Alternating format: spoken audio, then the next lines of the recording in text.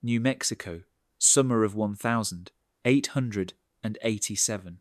A sandstorm tore through Dust Creek, raging as if it meant to wipe the town off the map. In the thick red swirl, Clara Morgan collapsed right in front of Sheriff Thomas Hale's jailhouse door. If he left her out there, the wind and sand would kill her before dawn. But if he brought her in, a lifetime of honor could turn to smoke under vicious rumors. Clara was no stranger. She was the preacher's daughter once called the Angel of Dust Creek, but now whispered about as a traitor, an accomplice to an outlaw gang. And now that angel lay motionless, hair caked with sand, a wound still seeping blood. Sheriff Thomas Hale, 38 years old, had sworn never again to let a woman into his heart. Folks in town whispered a new name for him, the Virgin Sheriff. But when Clara's desperate eyes locked on his, Thomas had to choose, hold fast to his vow or save a life. And before he decided, please like, share and subscribe, because the real storm had only just begun. Not every shackle is forged from iron. Some are invisible, hammered from tears and memory. Sheriff Thomas Hale had carried such chains for 13 years. On the night his wife died of a raging fever, she gripped his trembling hand, he was 25 then, and whispered, "Do not let your heart shatter again. Keep yourself until you are truly sure." A young husband could not refuse a final wish. Thomas nodded. From that moment, the promise turned into a cold lock that sealed away his youth.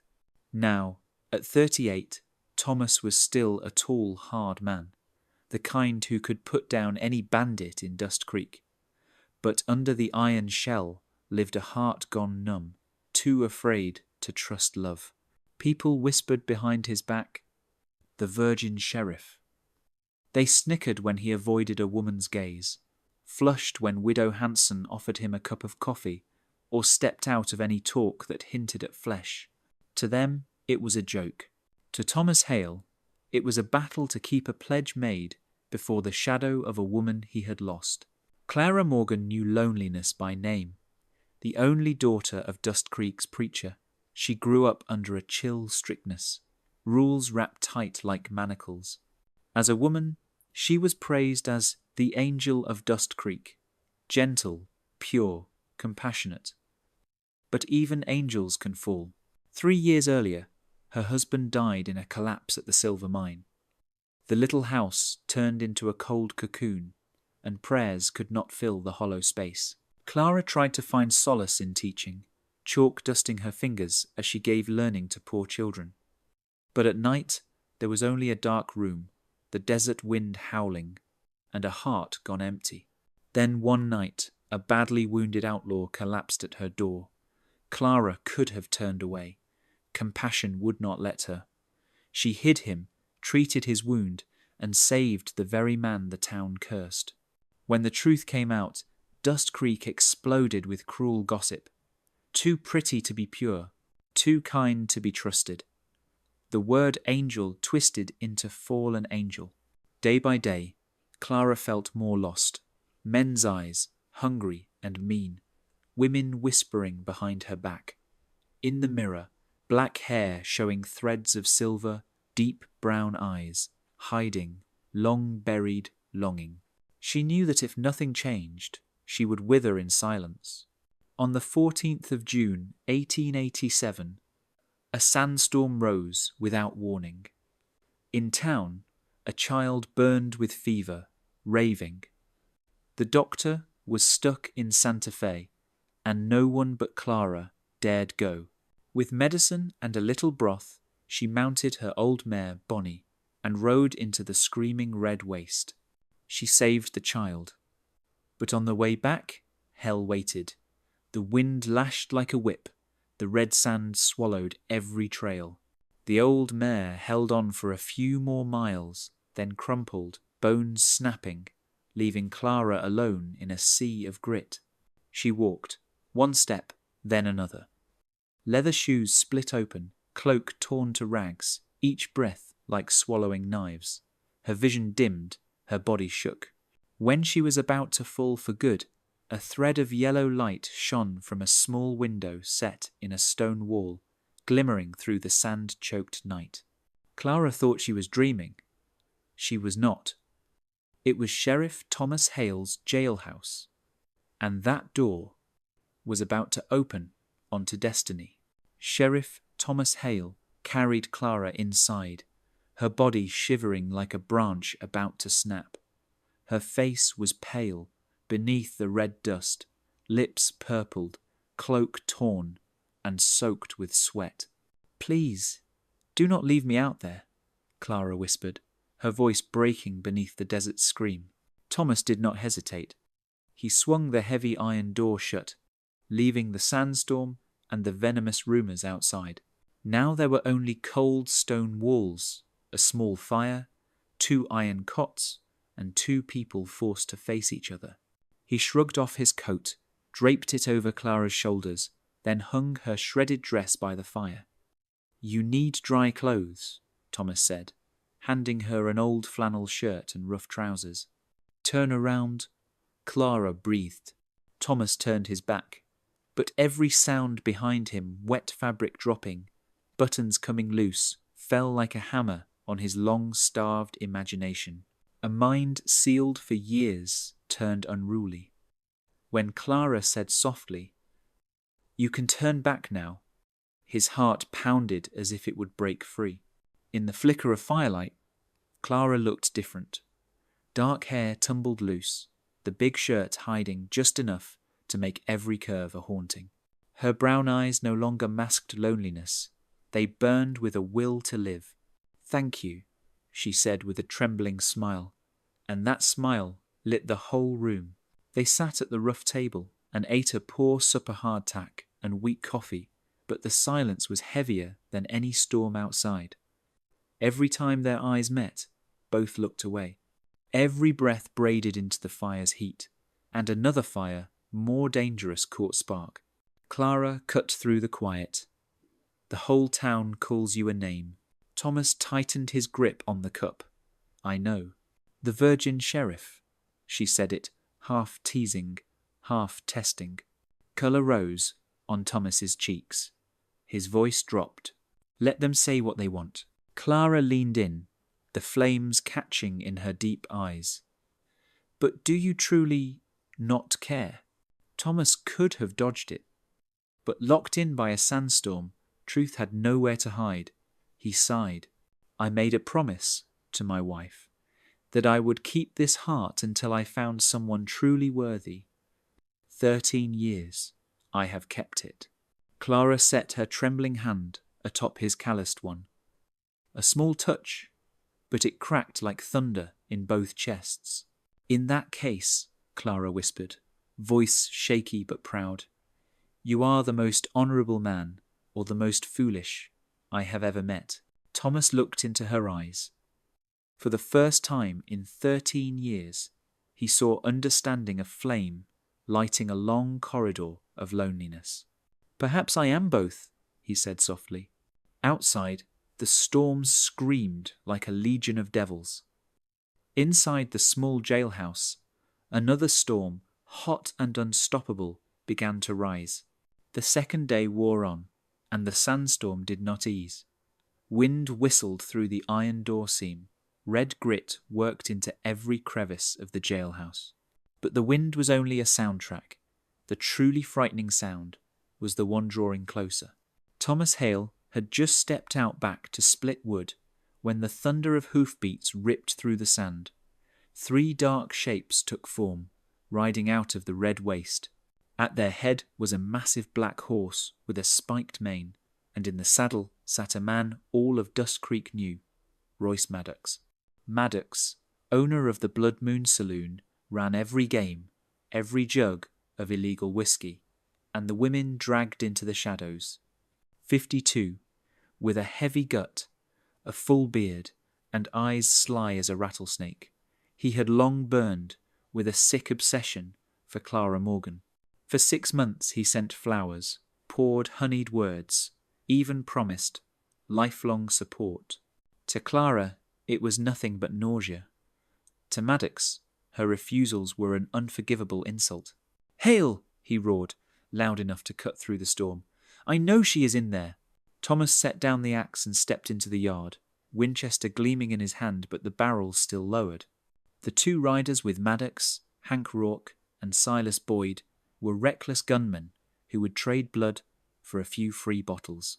"I am not keeping anything of yours, Maddox," Thomas said evenly. Maddox yanked the reins.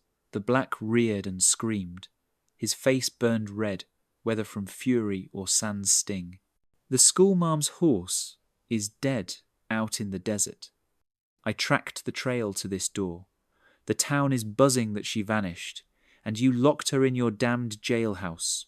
Through the small window, Thomas caught a glimpse of Clara in the shadows, wearing the old flannel he had given her the night before.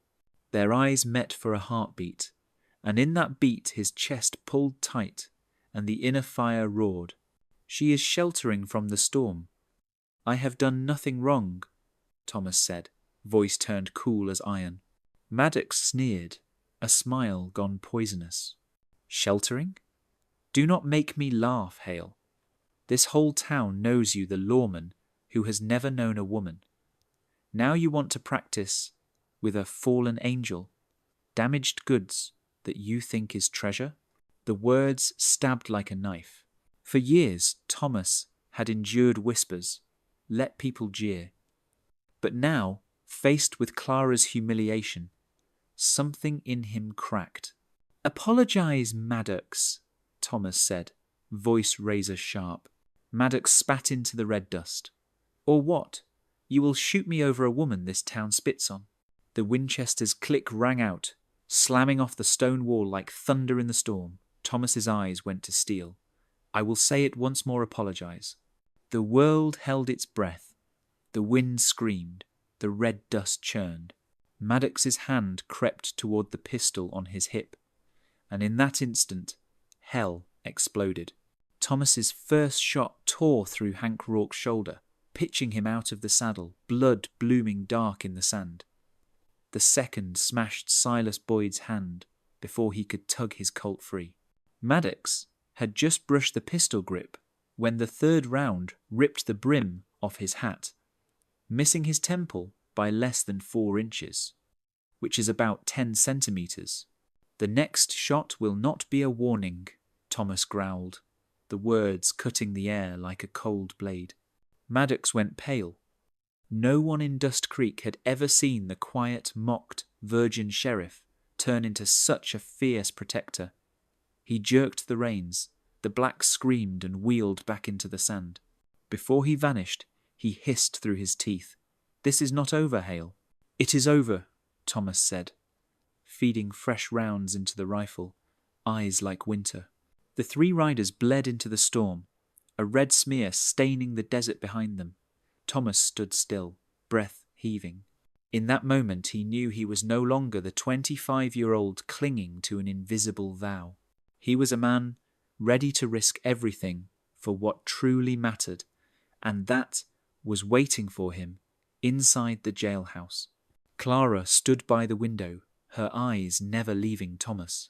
She had seen it all, from the quiet, ridiculed lawman to the warrior who fought savagely to guard a woman's honor.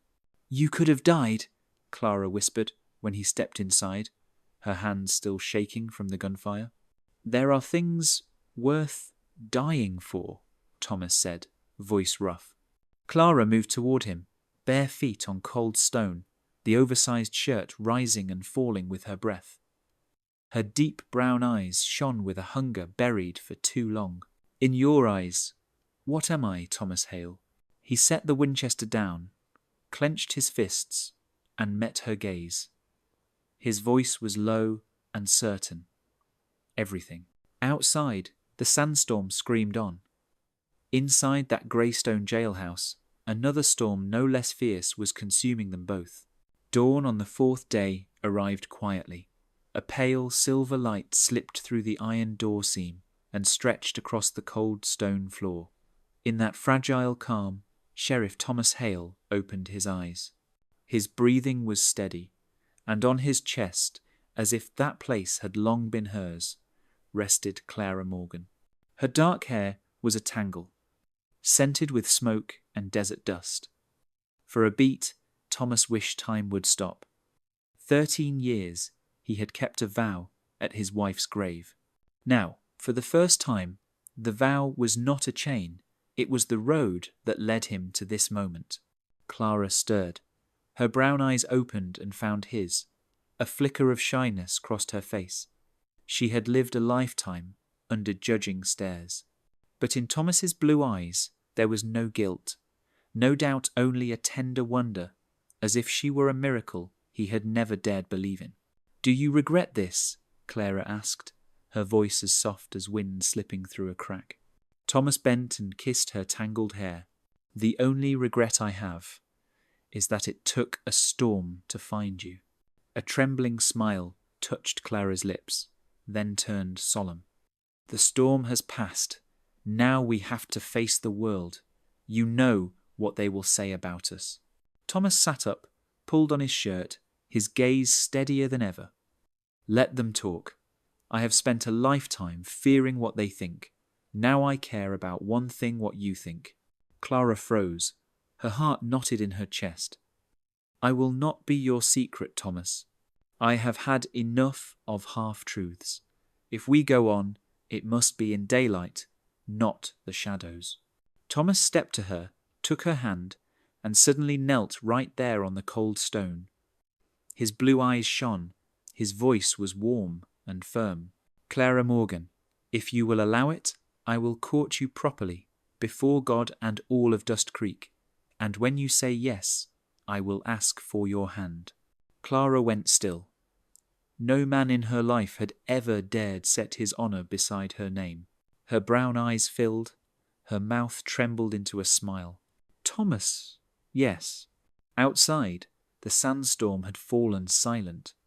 Inside the jailhouse, a new promise caught fire, not to the past, but between two storm survivors brave enough to believe in a shared future. December 1887, Dust Creek gleamed in the first morning of winter.